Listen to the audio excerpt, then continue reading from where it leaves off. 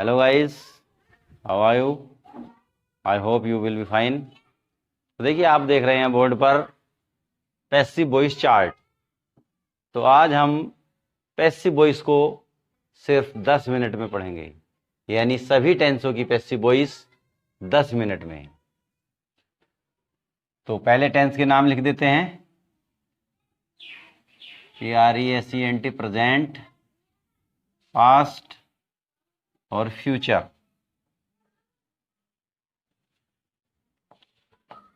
इनके काइंड्स हैं indefinite, continuous,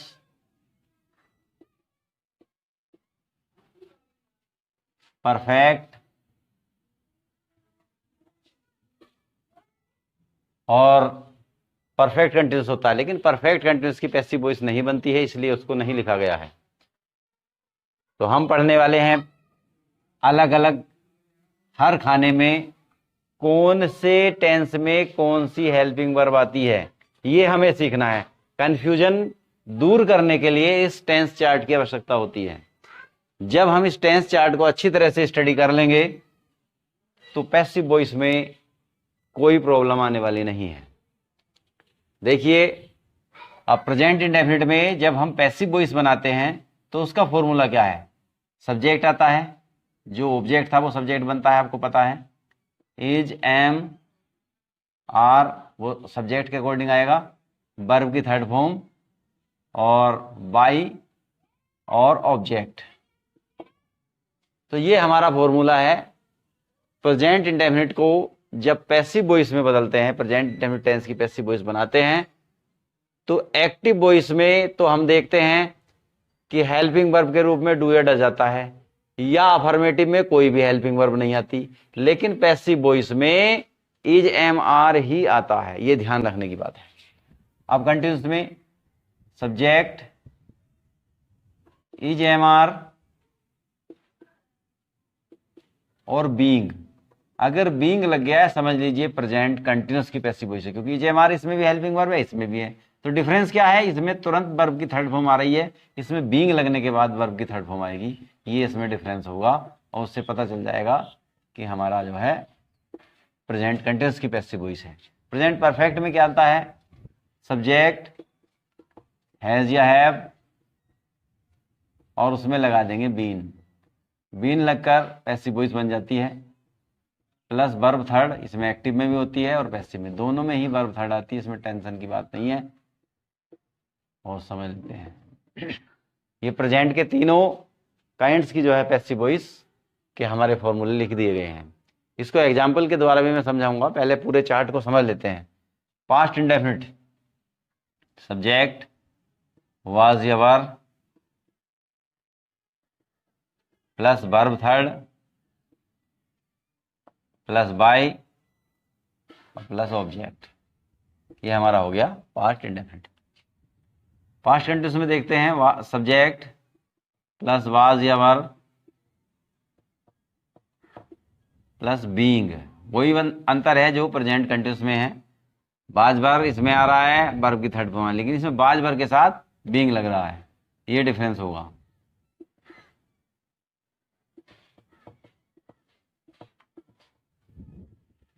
अब आते हैं पास्ट परफेक्ट में, सब्जेक्ट प्लस हैड, इसमें हैड बीन ही आएगा सबके साथ, ये ध्यान रखें। वर्ब थर्ड तो आती है,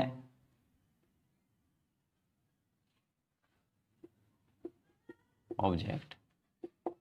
ठीक, फ्यूचर इंडेफिनिट को देख लेते हैं।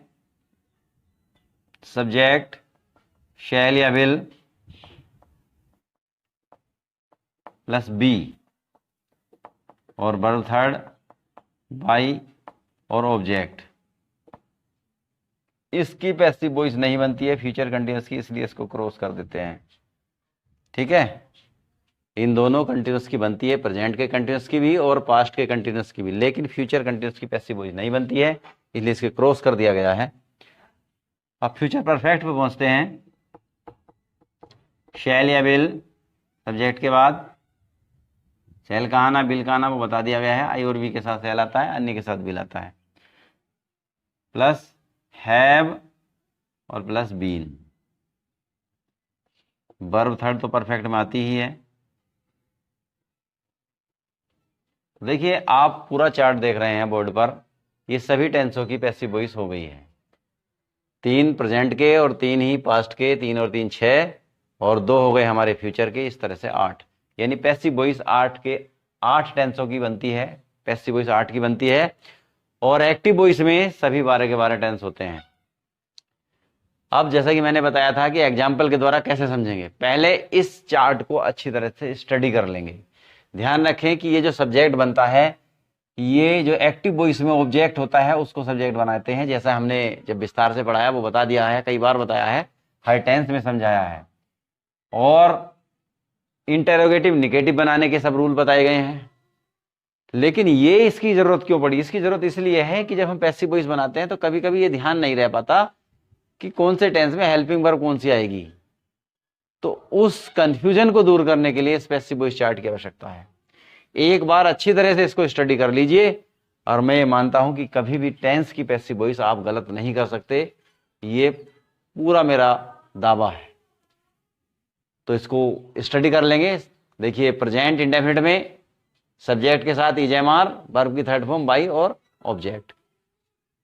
प्रेजेंट कंटिन्यूअस में subject is am are, being, verb third form by और ऑब्जेक्ट।